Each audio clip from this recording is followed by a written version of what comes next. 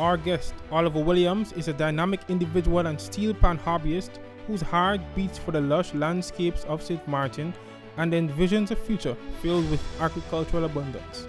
With a fervent love for his homeland, Oliver channels his passion into political aspirations, aiming to be a driving force for positive change. On this episode, he delves into his vision, unveiling the blueprint for a prosperous Sint Maarten, where agriculture takes center stage in shaping the island's destiny. This is In Focus. It's a funny story how I actually got into steel pan.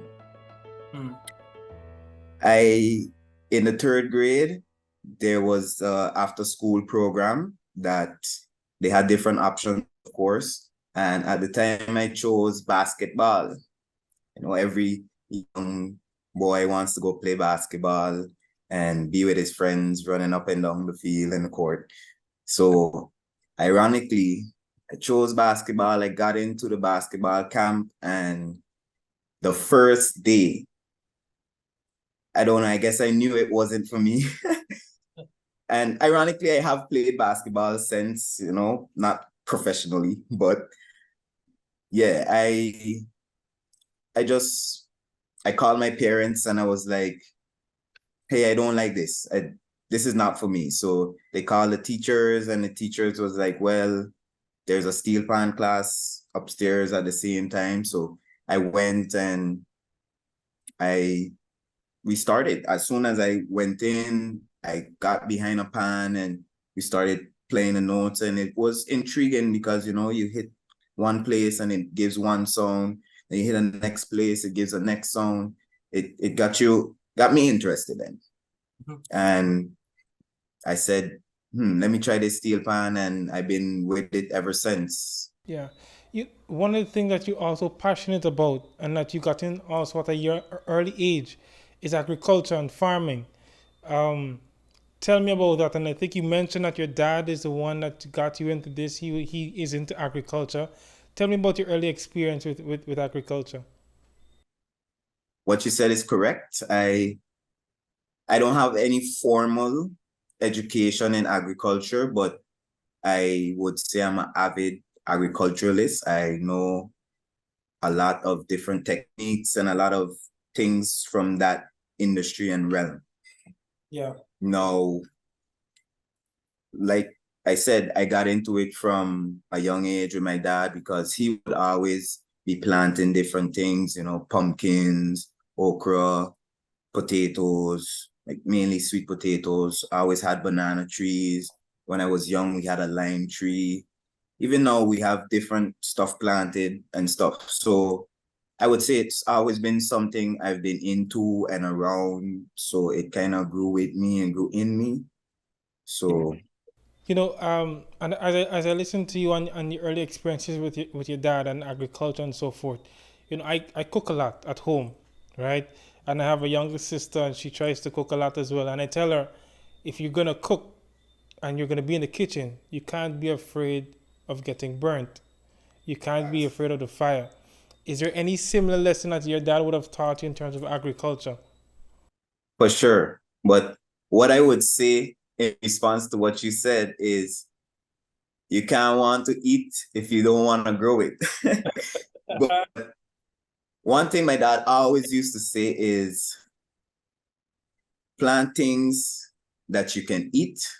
So if hard times come, you can survive. You always have something to eat. You'll never go hungry, yeah. which is a true statement. He even went as far as, like, for instance, we had like some rose plants and stuff in the yard at a point in time. And it was more for my mom, a little beautification.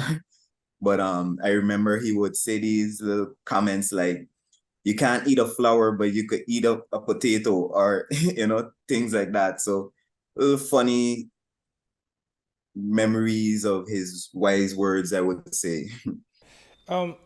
It's one of those things that I heard you say, preparing for hard times. I know that you're very concerned with the community of Sint Maarten. And in fact, I remember in your speech that you showed me, Toastmaster speech, that you're very patriotic. When you blend all these things together, the responsibility of um, your early basketball training experience and staying dedicated to steel pan, and then combining that with the dedication that it takes to, you know, see some to cultivate a crop and see it grow and bloom, and now putting that all into this bucket of public service. How do you think all those activities would have contributed to where you are now? I would say, in a nutshell, I feel like all of the experiences I have been through in my life has brought me to this point. I am very, very patriotic of my country. I love St. Martin. I am always and have always been a promoter of St. Martin, even when I was away in my studies. And I always been like, let's say, even when I was playing steel pan as well, when persons would come from away, let's say we're playing at a hotel for guests, I would always, when I'm speaking with them, interacting, I would always promote St. Martin and recommend them to come back and try to show them the great qualities of our country, because St. Martin is a very unique country. There's no place like St. Martin in the world. And I just want to show people that. And unfortunately, and I would say St. Martin doesn't really have an identity right now, and it's not really known. Yeah. Especially you go to other places, you tell people you're from St. Martin, they literally ask you if that's in Jamaica. So it's like we have to do things to make ourselves relevant. We have to do things to boost our country, boost ourselves as a community. That's a very important point that you made about the identity, lack of identity, and many people would have raised this concern in different, areas of society. Whether it's the guys in the corner, people in the shop, in the Chinese shop, or the seats of parliament. There's one foundational agreement that we don't have an identity. What do you think? Why do we always come to that conclusion? What has contributed to that final agreement? I would say the reason for that is we have, I don't want to say forgotten, but kind of lost our culture. We've forgotten where we come from. And there's this old saying that goes, you have to know where you came from to know where you're going. Yeah. You have to know your history. You have to know, let's say, what happened to your ancestors and what happened in the past, so that you can know what not to do, where not to knock your foot, let's say, as the old people would say. So I would say that's the main reason. Like, we have lost our own culture and our own identity because we have been neglectful of it. We haven't promoted it and taught it to our young ones and things of that nature. So all of that needs to be done. We have to show people where we came from, who you are, because at this point in time, I would say like this, the younger generation, they don't really promote or feel a sense of pride in being a St. Martiner because they don't know what being a St. Martiner is. They don't know St. Martin is, where St. Martin came from. But if you were to know what happened here, how powerful the people that came before you were, or the overcomings that occurred here on these, I'll say, 37 square miles. Yeah. When you find out these things, you'll be amazed, and it'll give you a whole different sense of who you are as a person, as a individual. Yeah. Yeah, it does, and it's evident. We normally, every time we say Caribbean, a lot of persons automatically think Jamaica, as you rightly said.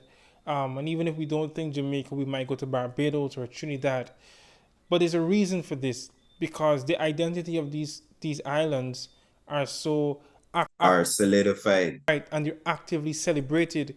Um, I've been in Jamaica during Jamaica Day, and every single school, there are no uniforms on that day. Every single child is in a T-shirt with a Jamaican flag design. Everybody has a Jamaica flag. Every house is decked with a Jamaica flag. Um, their independence celebrations are unmatched. We can get to that level. It starts with education. It starts with sensitization. Do we have anything else that we could throw into that pool to ensure that we get to that point? What do you say? Well, for sure, education and awareness. You gotta let the people know. You gotta give information, give knowledge, pass along knowledge because we won't go with it, Yeah, but I actually like the initiative of Mr. Ralph Cantav, who you also interviewed. yeah, And I actually know him as well. Me and him were in the same generation in school days as well. But his initiative right now with the Swaligan Tale books is a great initiative, and things like that are what are supposed to be promoted, even down to the agriculture. Like things like that are where our country came from. That's what built us. Like things like the salt pond, but not just that. There were sugarcane factories here. There were cultivation of different spices and different crops, even livestock, and all of these different things is what built us. And some people have this notion like, oh, that's hard labor or there's no money in that. But honestly, agriculture is a very lucrative industry that people very much sleep on. yeah. And since you touched on that again, and it's a good segue into one of the platforms that you're really passionate about, you're really focused on economic diversification with emphasis in agriculture. Um, we keep hearing that persons are starting to get into farming again, get into agriculture. Um, is that true? Are persons indeed getting back into farming? Well, yes, I could say for first-hand experience, all over St. Maarten, I see persons growing different crops. Even recently, I was on the job and I was passing in the like St. Peter's area, and I saw a yard with at least 6 big bunches of banana. And my thought is we could empower our people. Right now, if we implement laws that the farmers are able to go and sell their produce to the stores and the stores have to purchase it, let's say we stipulate pricing for everything, these things would empower your community in numerous different ways because it would empower the farmer by putting some money in his pocket. It would lessen import, which is also stimulating your economy. It could also provide better quality foods and produce for us here because let's be honest, we do get good produce, but a lot of times we do get bad. Mm-hmm. For instance, I'll use avocados as an example. I love Yeah. avocados. Likewise. And too much times I have gone to the store, purchased an avocado, and let's say it's hard, so you leave it get a little soft, and by the time you cut into it, it's black. No good. Or I've even had times where I've bought an avocado and it never even went soft. A week, 2 weeks, just stayed hard. But that's because of multiple factors. But I like avocados. All over St. Maarten, I see avocado trees, and I even see some loaded with avocados. So they're just there. Maybe the person might pick a few for themselves, maybe share with some of their family members or friends. But generally, most persons are unable to go and sell their produce or make it lucrative for them, let's say. Yeah. So that's a problem. Is it as simple? Is it as simple as changing a law? Is it as simple as amending some type of law in parliament, or is there more to it? Of course, there's more to it. Of course, of course. So it's not just one law that has to be amended.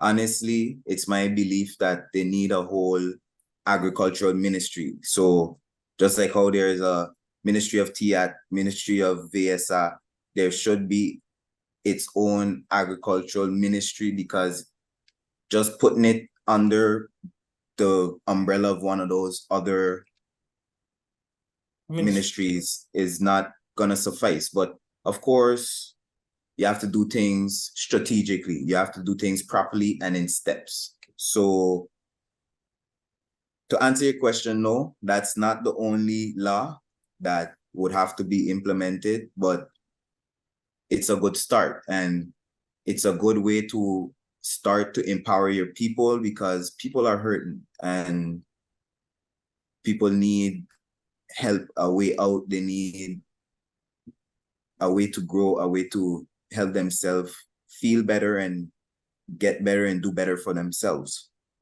Um, so if let's say we're not able to amend that law anytime soon, what is our encouragement to farmers? Some maybe someone has an interest in farming and agriculture. They have a plot of land and they're growing. What do we say to them? Do we say, hey, just try to sell your stuff to your neighbors and your friends, or do we say go register a business? What do we say to empower them, even without the support of an amendment of a law? Well, look, my answer to that question is there is already a movement happening here on St. Maarten where the agricultural industry is concerned.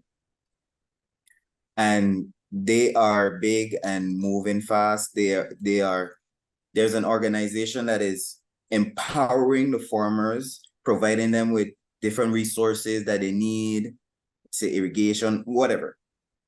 And they're helping them get themselves developed and even creating different avenues for them. So it's already happening.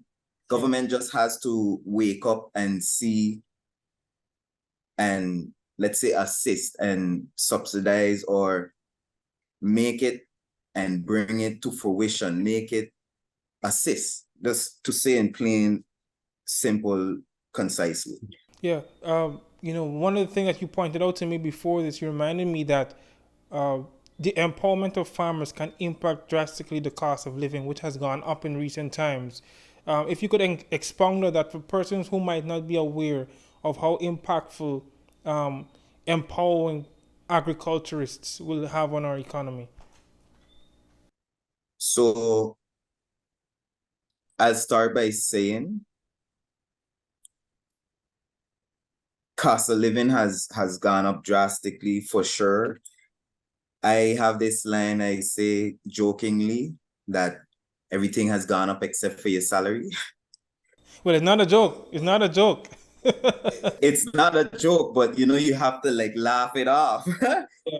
But let's say, for instance, like I said, there are people already growing these things. So let's say if maybe one of these farmers, they have their family, they're low on funds, putting these things in place could assist them by now they could go to the store and sell their produce and put a little money in their pocket. And also you'll be helping the store owner, Yeah. because they don't have to be importing and waiting for different timings of shipping and different things like that. And also you're helping the consumer, because now they're consuming fresher and better quality produce and everything. So I would say that's one thing. But on the other hand, if you really look at it, like I'll use dragon fruit as an example. Maybe last year, or yeah, around last year, I used to purchase them for about $5, maybe around that. Now, the other day I was in the store and dragon fruit are, for the red one, $9, Oh. and for the yellow one, $17. each for one. Hmm. Now, the talk is it's an exotic fruit and okay, but honestly, this grows on a cactus. I currently have some cuttings of dragon fruit that I got because if I've also reviewed videos and did some research in different articles on dragon fruit cultivation and stuff. And if you really look into it, it's so simple and you can really get big yields in maybe a year. You can be harvesting hundreds. Yeah. Another example, like I mentioned, the avocados. There are already persons here growing these avocados, and like I said, they're, as the old people say, just knocking dogs. They're just falling off the tree, mangoes, breadfruit, everything. People are just letting them fall to the ground and they just stay there and mag away. Like, it's honestly like throwing away money. Honestly, if people really had to know the value of what they have, it's like throwing away money. So implementing these things would be immense because you would be creating labor. You'll be just cross the board beneficial for the country. And going back to what the point you made about the cost of living, things have grown so high, gone up so high. And honestly, one of the main reasons is because of the high cost of import. As we know, there's been the wars and different circumstances that the whole world has been experiencing, and even to the point that certain items in the store have been dwindling away, or sometimes you're unable to get them. So honestly, it's to a point that it's come to like a necessity. Like we need to try to sustain ourselves, put things in place that we can stand on our own 2 feet. Yeah. And be able to fend for ourselves if, God forbid, let's say another Irma or another COVID comes. Because it's my opinion that those two scenarios in particular, not just those, but those two showed us how things would be if tourism had to be at a standstill. And I feel like it should be obvious that we should try to look into alternatives and things to sustain and alleviate, or as a additional support or supplement for the country. Because, and honestly, it's a big industry and there is so much that can be done. There is a lot of money in that industry, and we can become exporters. We can create products from the crops that we produce. So it's a vast and immense industry, and especially due to the current stance and situation that we are in, like I said, I feel like it's a must. But I want to challenge you though. I want to challenge you on this. It's all fine to encourage independent farmers. You probably have 3 or 4 trees in your backyard of mangoes. You probably have a couple acres of land that you plant spinach and so forth. And yes, it's good to champion that. We should put things in place so that these individuals can have their produce and put it in the supermarkets and be able to earn from that. But to change the agricultural landscape of the island, to implement an agricultural sector, for example, it's a massive step we'd have to take. And considering the amount of things that will need to be done to ensure that happens, we're talking about machinery, we're talking about a labor force of persons who have expertise within agriculture, which some might argue that St. Martin doesn't have readily available. You'll be surprised. But continue. Yeah. but there's a ton of investment that has to be made, and even also we hear oftentimes, and I guess you'll debunk this myth as well, that St. Martin doesn't have soil, good soil to plant on a large scale, because we hear that our soil is very rocky, and rain doesn't fall enough and all these different things. What are the myths? What are the truths?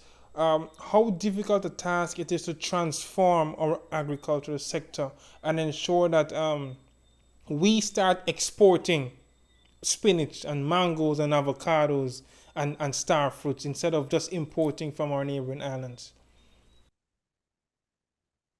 Another good question, and I would say a three-phase question. So I'll start by saying, like I said, there's already a movement, and this movement is big, and it's it's funny because everything that you just mentioned is honestly kind of, in a sense, already taken care of, in a sense. But to answer your question, let's say where irrigation is concerned, there are persons here that are, let me say, engineers, are well versed in the engineering of agriculture and, let's say, drip and irrigation systems on a whole. To answer your question about space, yes, there is a lot of people that say there isn't any space for agriculture or things like that. And personally, I have one thing I've been researching which could debunk that as well. But apart from that, I would say I've met and spoken to different farmers. Like, for instance, I'll refer to one. He has shown me, like, when he plants nothing less than, let's say, 200 banana plants right here in St. Maarten on the Dutch side. And it's to a point that there are persons that they are ready and they know this is what needs to happen. And let's say they have land that they're willing to lease and use for this purpose. There are persons that, like I say, are well versed in the irrigation. There are ways to get funding for these different things. There are even avenues for resources, like persons to provide training and all of these different things. So honestly, it's happening. Even, I don't know if you're familiar, on the French side, there's this aquaponic farm called Farm for You, where they provide lettuce, basil, and mint on a large scale commercial level, whereas they provide to the hotels and restaurants and different places. Personally, I've been doing some research on a vertical farm option, whereas it's a vertical tower that is about 1 square meter in space taken up, and it can hold up to 52 plants on it. I'll be honest, I've been mesmerized and captivated by the videos of the harvest that these people, the persons who are the owners of the company, how they take the videos and the harvest that they get, like the heads of cabbage, the squash, the pumpkin, and watermelons, and numerous different crops. And it amazes me. And I would say that's my answer to anyone that says, oh yeah, well, we don't have land for that here. Okay, well, if we're at a scarcity of land, then let's implement ways to maximize the land that we have, which this can be an option for that. But as I mentioned, there are already persons that are willing to utilize their land for this purpose, or there are already persons that are already doing it. It's good to hear that persons, or that there's a movement, as you see, that is already looking and going straight ahead into moving agriculture forward on the island. Um, you're taking this concern and this fight for, I guess, agricultural development and economical restoration to the public service arena, political arena. You're a member of the USP Party. Why USP? Tell me why USP. Why not? Um, oh, there's a whole lot of names we could call. We could say PFP. We could say UP. We could say DP. Why? What's so special about USP? Tell me. The aim of the party, the goals of the party aligns very much with my beliefs. And I love that we're a spiritual group, we're a close-knit team. And I'll tell you straight up, we're a force to be reckoned with. Yeah. Well, I mean, everybody says that though. What make your force stronger than the other forces that claim to be out there already? Well, what I could say is our manifesto is well versed, well thought out, well planned. It touches all persons in all aspects. It touches the youths, the persons employed, the employers, the business owners on a whole. It covers everyone. It's a holistic approach. And like I say, well thought out, well planned, and especially in this stage that we're in, things have to be done properly. Things have to be done strategically. Like you have to do things in a proper step-by-step way so that it can be implemented properly, so that you don't run into little mishaps down the line. Like haphazard and mediocre planning turns out mediocre results. You know, and I'm an avid believer in, if you have a problem, you have to deal with the root cause. Because if you don't, you'll forever be trying to fix it and mend it and cover it up. But it'll forever be there. You have to get down to the root, find out what is the root, what all is the root, because sometimes it's multiple factors, and deal with that. When you look 5 years ahead, if given the opportunity, what does the Sint Maarten utopia look like in your mind? In one word, prosperity. You got to expound on that for me because a lot of people would not. Everybody has a different meaning for that word. Understood. Understood. So what I would say is, as I mentioned, the party has a well thought out plan to touch on basically every aspect, every part. And with our plan in the next 5 years, we would have alleviation of pension taxes, which is a big problem on St. Maarten. We'll have alleviation and infrastructure reform, which is something I feel very strongly about, because tourism is our main industry, but people don't pay attention to the fact that with the rising traffic situation, it has already put a dampener on our tourism industry, to the point, like, I used to say it would, but I've spoken to different taxi service individuals and persons who are in that field, and basically each and every one of them told me, in their opinion, it has already taken a hit, because let's say tourists, when they come, they love the island, they love what they see, but they're turned off by having to sit in traffic for 2 to 3 hours just to go maybe a 15-minute drive. You know, so they'll probably say, yeah, St. Maarten is nice, I like it, but I don't think I might come back. You know, so these are different things that people kind of overlook and are actually big problems. The cost of living, as we spoke of, which is something I also feel very strongly of, because actually my dad used to work in that department as a controller. So I know for a fact that there was a group of, or slash is, a group of controllers that went around and make sure the prices in the stores were reasonable. Let's say they had a price list of different items, and it had a range that the items in the store had to be within that range. I want to throw a curveball at you though. You know, I spoke to a leader of another party. I wouldn't call his name. um, about this same issue of transportation, and he said that we're seeing an increase in traffic, increase in vehicles because persons are doing well.